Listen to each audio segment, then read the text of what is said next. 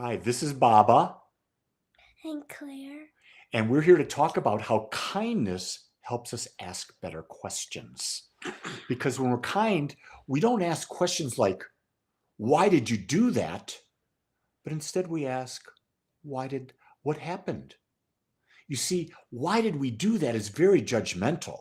It's like that person is wrong, but if you simply say, oh, can you tell me what happened? That's a kind question. That's a nice way of telling people without making them feel scared. It's like, if Claire was in the other room and all of a sudden she spilled her drink, and I came in and said, Claire, why did you do that? How would you feel, Claire? I would be like, well, it was an accident. I didn't mean to do it on purpose. Yeah, but how would you feel if I came in? Why did you do that, Claire? Be sad. Yeah. What if I said, and I walked in and I said, so Claire, what happened? How would you feel if I said that? Spilled my drink and I would feel happy. Yeah, because I wasn't being judgmental, right? And when we're kind and we're asking questions, we don't rush. Instead, we ask questions like, can you help me understand what you're feeling? So today, you can tell Claire's voice is a little off, isn't it? So I would I'm say cold. I would say, Claire, how are you feeling? And you would say, what? I don't feel that. I feel medium. You feel medium because you got a cold, it's in your little chest, right? It's sort of congested and that. And so I don't rush to try to make her feel better. Instead, I say, a kind question is like, when she wakes up, are you okay? Yeah, and if you guys are watching this right now, I made a new medicine. Oh, tell them what you put in your new medicine. Okay, so there's, oh my god, my voice is so bad. That's okay. There's lemon juice, hot water, fizzy water, vitamin flavored with Sugar. oh, I also put sugar in it by itself, and I also put vitamin flavored with dragon. That's very good. And you see, how did that make you feel?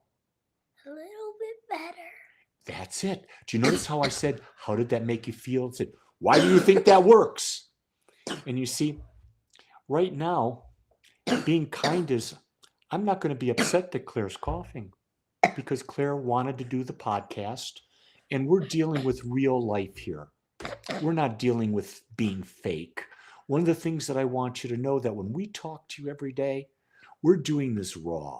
We're doing this without filters. We're doing this without really planning. We're really just letting ourselves be honest with you. Yep.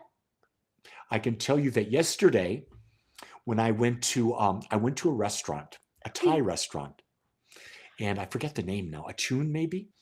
And when I went there 2.5 years ago, the food was excellent, but the service was horrific. We waited like an hour and a half.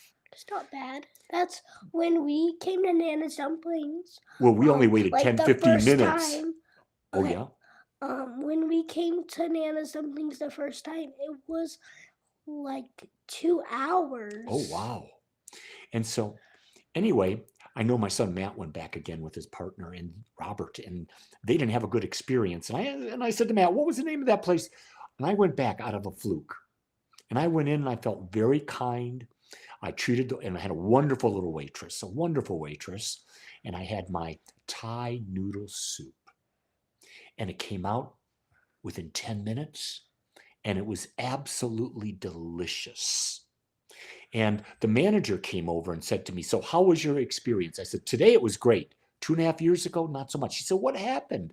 And I said, without judgment, I said, well, I think you were short of staff or something. We waited an hour and a half for our food. She says, if that ever happens to you again, you call me. I'll make sure that that never happens. So I had a wonderful experience because I was kind. We went to Nana's Dumplings last night.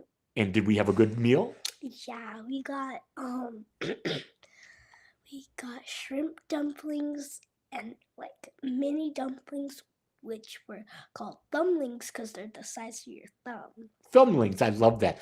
And we had a wonderful experience because we were kind to the waiter, weren't we?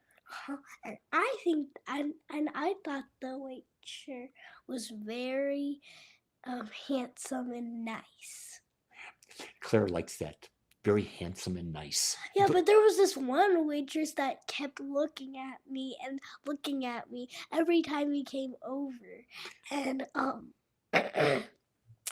I talked to Mama. I said, "Hey, why is that waiter just like staring at me, like smiling at me when he doesn't know anything about me? Like he doesn't know what I like to do. He doesn't know that I have two dads. He doesn't know that I got adopted.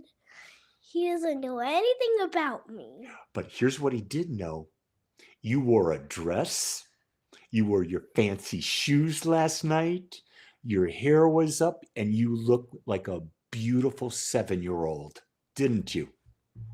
So maybe he was just saying, my, that is a very, very pretty 7-year-old. Because we don't know what he was thinking, do we? I had my wedges on, which is a type of high heel, and I had like this like pink dress that had like a bra thing attached to it, and I had and it had leaves on it that were pink, and You had your favorite necklace on. yeah, I'm wearing it right now. Who gave that necklace to you? At Christmas. Oh, not the Baba! At Christmas. Christmas necklace. It's a love necklace because I love Claire more than anything. She is my favorite granddaughter ever. And I will always be his granddaughter. That's right. Oh, and he says he's going to be doing some really special things for me today.